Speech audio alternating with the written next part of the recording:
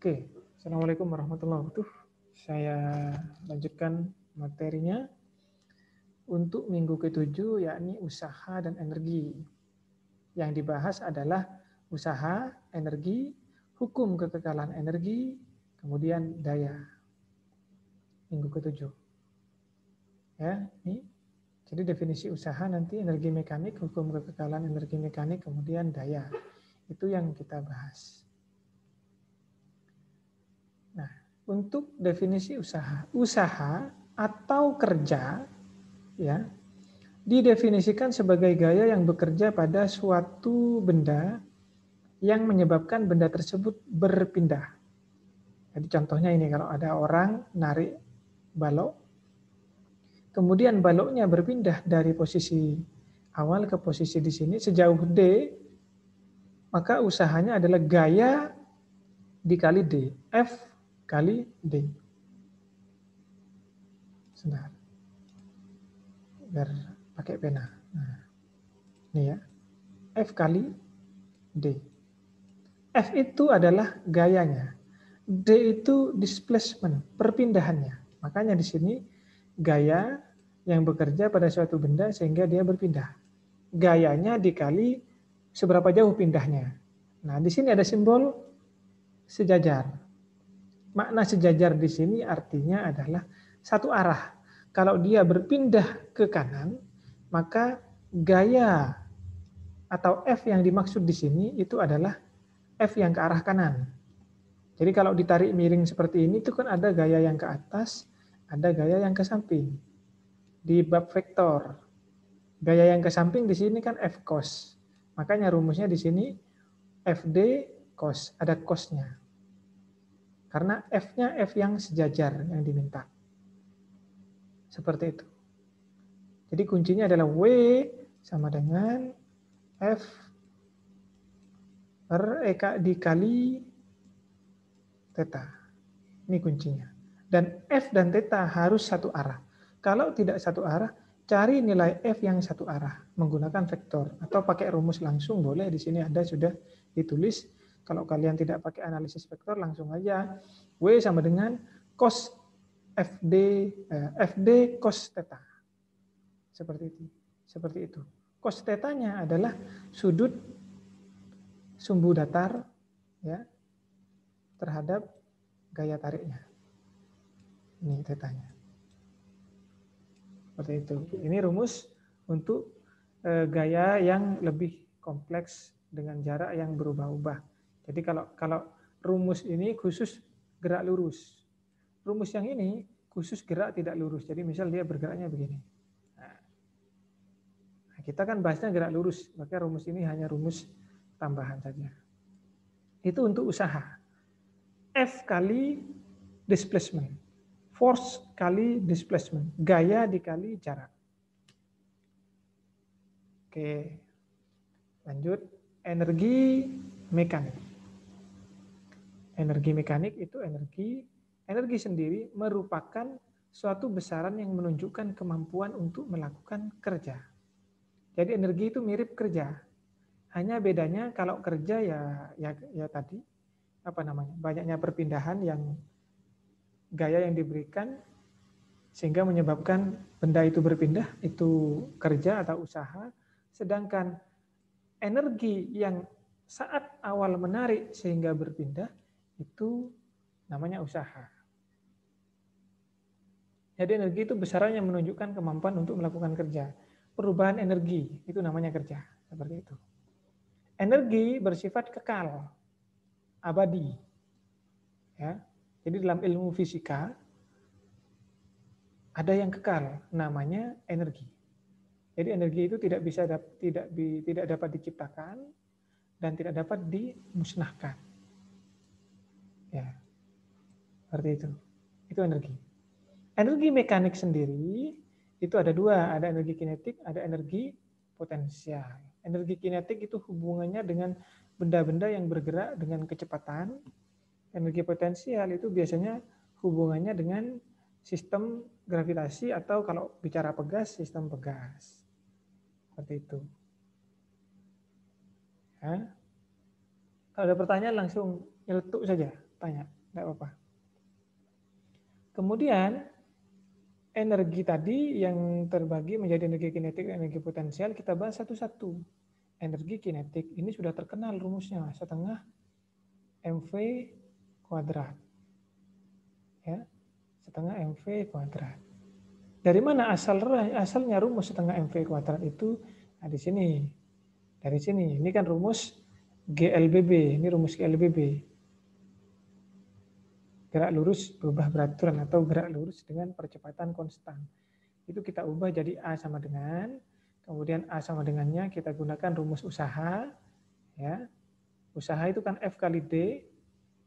F itu adalah M kali A. Ya, berarti MA, D itu X karena berpindah. Ini kan ada, kita perpindahnya pakai X di sini. Maka kita ganti X di sini. Kemudian W sama dengan A. Ini kan ada A. A-nya kita ganti yang ini. Sehingga dia menjadi M V2 kuadrat min V1 kuadrat per 2X kali X. X-nya dicoret. Ketemu. Ini. Kemudian kita pisah. Nah ini kan ketahuan. Ini kita anggap sebagai energi kinetik. Jadi didefinisikan setengah mv kuadrat itu energi kinetik. Maka W usaha itu EK2 kurangi EK1. EK akhir kurangi EK awal. Maka ada rumus selain F kali D, rumus usaha itu adalah W sama dengan delta EK. EK1 kurangi EK2. Seperti itu. Itu asal-muasalnya. Ya, ini. Nah, ini kalau menggunakan rumus integral. Ketemunya sama, setengah EK V kuadrat. Ini. Sama. Ini kan. Sama seperti yang atas ini. Yang ini. Jadi dia ini pakai sistem aljabar biasa, ini pakai sistem aljabar integrasi. Sama hasilnya. Ini pembuktian saja. Kalian boleh tidak paham, tapi yang penting tahu kalau setengah MV kuadrat itu bukan serta-merta keluar. Bukan serta-merta ada. Itu dibuat, diproses dengan analisis matematis. Kalian tinggal menggunakannya saja. Kemudian ada W delta EK. Jadi ada 3 rumus sudah. W sama dengan FD, EK sama dengan setengah MV kuadrat, kemudian W sama dengan delta EK. 3 rumus. Lanjut, energi potensial gravitasi. Energi potensial gravitasi sama, ini prosesnya juga tidak perlu saya bahas karena kalian tidak dituntut untuk paham, namun tetap harus diberitahu. Kalau rumusnya tidak serta-merta ada. Hubungannya dengan ketinggian. Ya. Nah, di sini kalau tadi nah ini ada delta EK W-nya. Kalau yang ini min delta EP, ada minnya. Jadi kalau EK, EK2 kurangi EK1, kalau EP, EP1 kurangi EP2, awal kurangi akhir. Kalau hubungannya dengan energi potensial gravitasi. Sudah ada berapa rumus? Ada 5 rumus.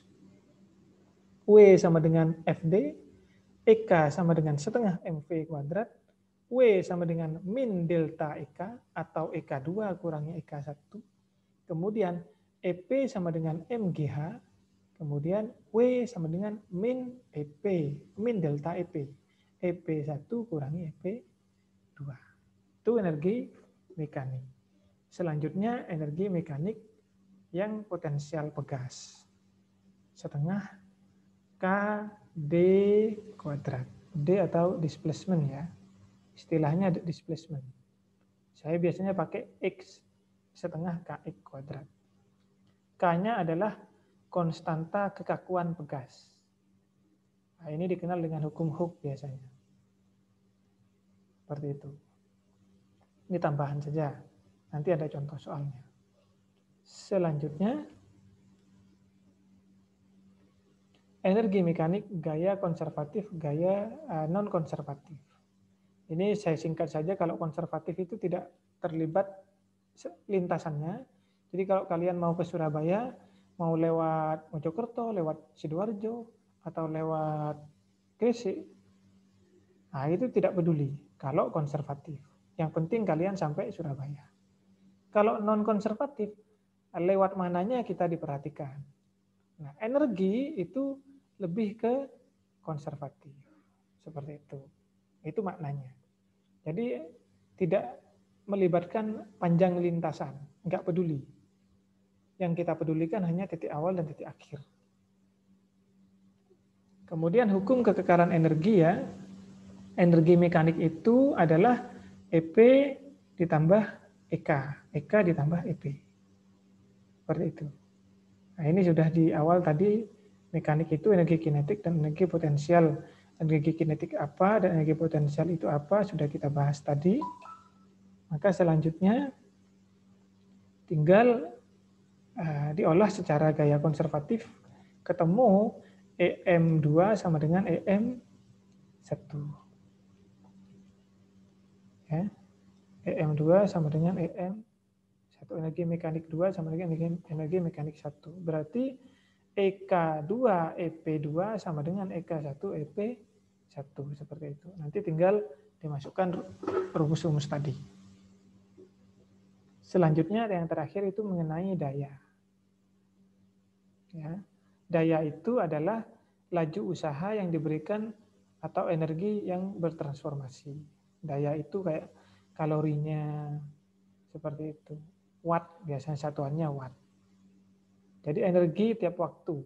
Jadi kalau ada listrik 3000 watt, seperti itu. Berarti listrik yang kalian gunakan adalah 3000 tiap waktunya. Kalau yang di listrik yang digunakan adalah 3000 watt, seperti itu daya. Work per time atau energi dibagi waktu. W per T. W per T. Ya, itu sama dengan P. P itu diambil dari kata power. Seperti itu daya. Sampai di sini selesai materi untuk bab apa namanya? Bab usaha dan energi. Kemudian contohnya ya. Ini ada contoh kalau kalian ingin tahu dari mana oret-oretan merah ini, ya dari bahasan soal, nanti videonya saya kirimkan, contoh 1, kemudian contoh 2-nya, contoh 3, 4, 5, 6, 7, 8, 9. Contoh 9. Setelah itu evaluasi. Evaluasi 2. Minggu ke-8. Nah, ini silakan kalian lihat video-video penjelasannya. Saya jarang memberi contoh sampai 9 itu. Ya. Jadi silakan lihat, silakan perhatikan baik dari contoh bab sebelumnya yang 7 contoh tadi, kemudian yang soal yang ini contoh 9 contoh. Kalian simak baik-baik, kalian pahami, kalian pelajari. Minggu depan sebelum evaluasi saya adakan kuliah Zoom lagi. Tanyakan apa yang perlu kalian tanyakan di sana. Saya akan jelaskan sejelas-jelasnya. Seperti itu.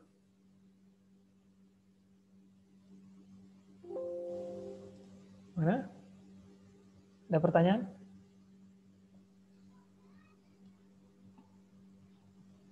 Ada pertanyaan? Pak Misi, Pak. Ya. Nanti materinya boleh di-share, Pak. Ya, belajar, Pak. Setelah ini biasanya kalau Elitaknya bisa, saya share di Elitak. Kemudian kalian absen seperti itu. Karena ada terima kasih, Pak. Ya, karena ada isu Elitaknya down, saya nggak tahu beneran down atau tidak. Biasanya saya perpanjang absennya sampai 1 jam kemudian. Kalau yang jatuh sekarang berarti jam 2. Absennya bisa sampai jam 2. Ya, saya rasa tidak ada bahan yang perlu dipertanyakan. Karena pertanyaan itu baru bisa ada pertanyaan kalau kalian sudah mendengarkan contoh-contohnya. Seperti itu. Ya, jadi semoga bisa. Videonya sedang saya convert sekarang. Jadi videonya sudah terekam tadi, sedang saya convert, kemudian paling lambat nanti malam itu sudah terupload di mana? Di YouTube ya. Sekaligus penjelasan tadi yang ini, tapi bukan yang tanya jawab soal sebelumnya tadi, enggak, itu tidak saya rekam. Ini yang saya rekam penjelasannya. Jadi takutnya besok, karena saya besok ada acara, kemudian kelas B, kelasnya besok, biasanya videonya ini yang saya kirimkan ke kelas B. Seperti itu. Ya. Jadi sesi pertanyaannya saya harap kalian bisa manfaatkan sebaik-baiknya minggu depan di hari yang sama, di jam yang sama. Biasanya saya infokan dulu lebih awal, 1 hari atau besok, sebelumnya lah, kemarinnya bisa saya infokan dulu, takutnya ada acara dan yang lainnya. Sesi tanya jawabnya. Nanti ujiannya kita ambil di akhir pekan. Ya, gimana? Sepakat ya? Ya, saya tidak dengar jawabannya masalahnya. Akhir pekan itu hari apa, Pak? Hari Sabtunya? Akhir pekan itu, kalau kalian itu kuliahnya hari Selasa, kan hari Selasa atau hari ini ya? Hari Selasa. Iya. Kemudian ada tanya jawab di hari Selasa itu. Kemudian besoknya saya harus memberi kuliah lagi untuk kelas hari Rabu ya, hari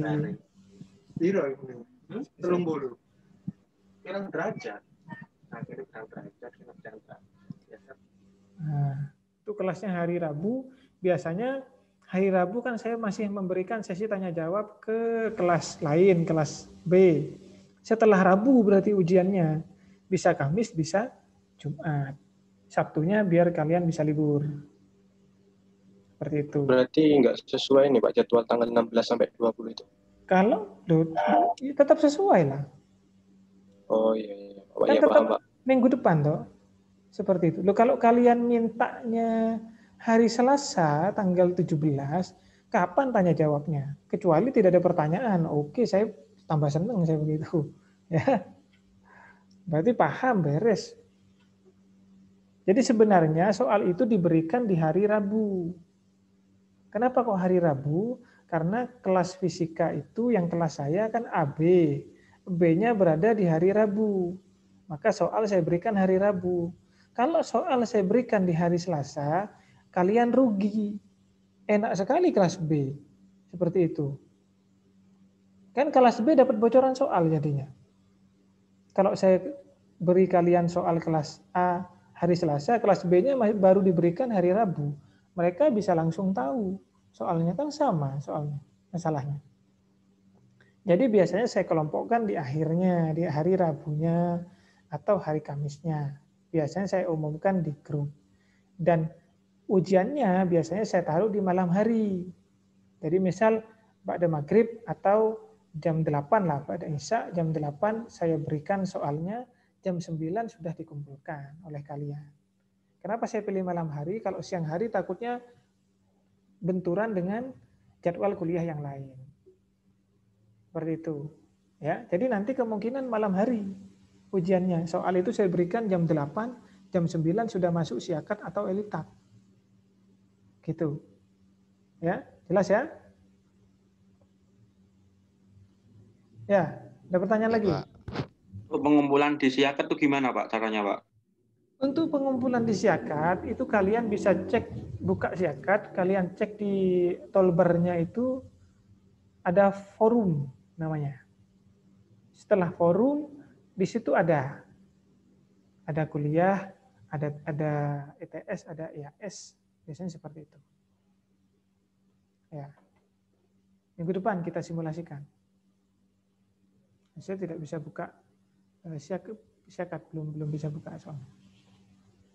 Seperti itu. Jadi kalian cek di forum, ada forum di sana. Jadi di toolbar itu kan ada jadwal kuliah, ada apa macam-macam tuh di menunya itu. Nah, itu kalian pilih yang forum. Di situ ada. Kalau belum berubah. Seingat saya dulu semester lalu di sana letaknya. Seperti itu. Ya. Minggu depan kita simulasikan. Bisa kalian cek-cek. Minggu depan tetap kita tunjukkan. Takutnya ada yang tidak tahu letaknya di mana kalau disiapkan. Kalau di Elita kan gampang. Ya, ada lagi pertanyaan?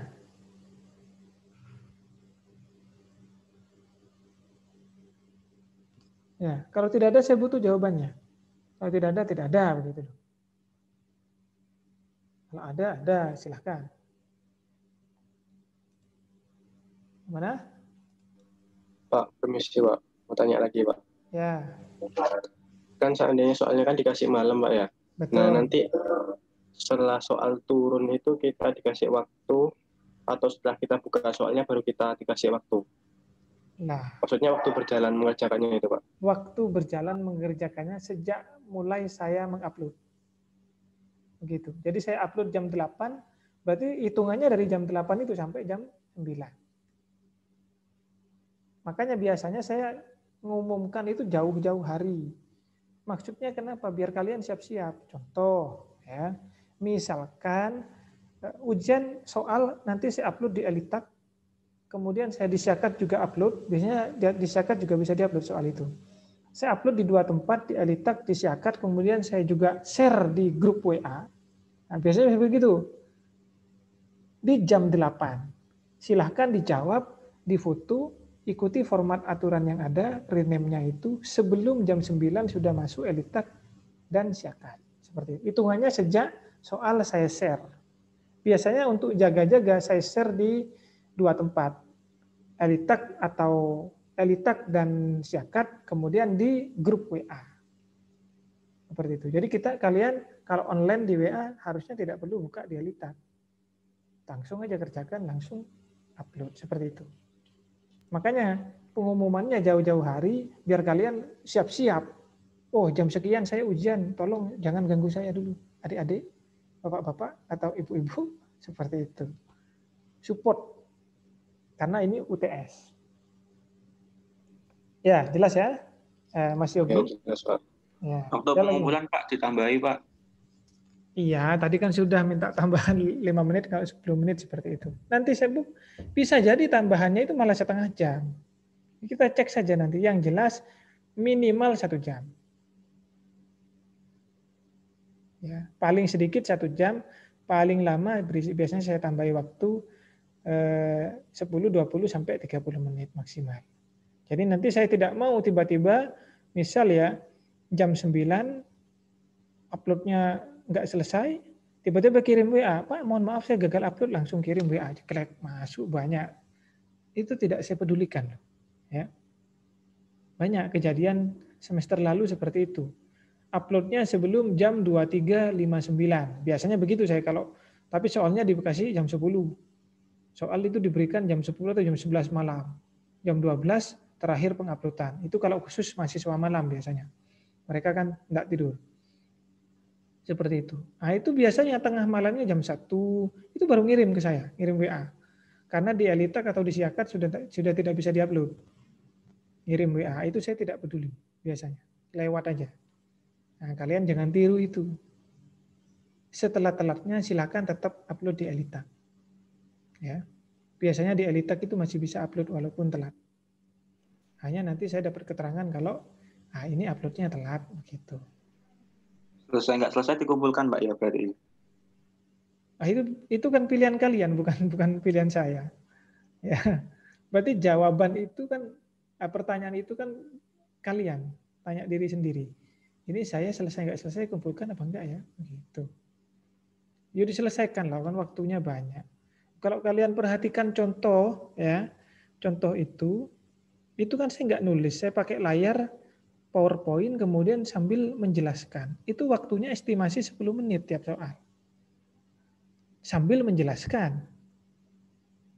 Nah, itu kalau nulis tangan lebih cepat lagi. Sedangkan jatah kalian mengerjakan soal itu rata-rata 20 menit sampai 30 menit per soal.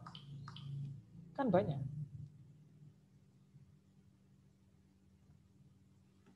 Ya. Oke.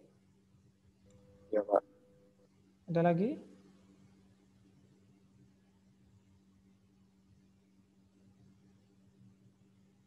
Sudah? Kalau tidak ada, sudah saya cukupkan. Saya akhiri, terima kasih. Sampai ketemu di sesi tanya jawab minggu depan, insya Allah. Ya. Kenapa saya ikut sertakan, insya Allah bukan ditunda tidaknya ya. Saya tidak tahu minggu depan masih bisa bernafas atau tidak, begitu. Makanya saya sering, insya Allah kalau sifatnya lebih ke arah masa depan seperti itu. Ya, terima kasih. Saya akhiri. Assalamualaikum warahmatullahi wabarakatuh. Waalaikumsalam warahmatullahi wabarakatuh. Waalaikumsalam warahmatullahi wabarakatuh.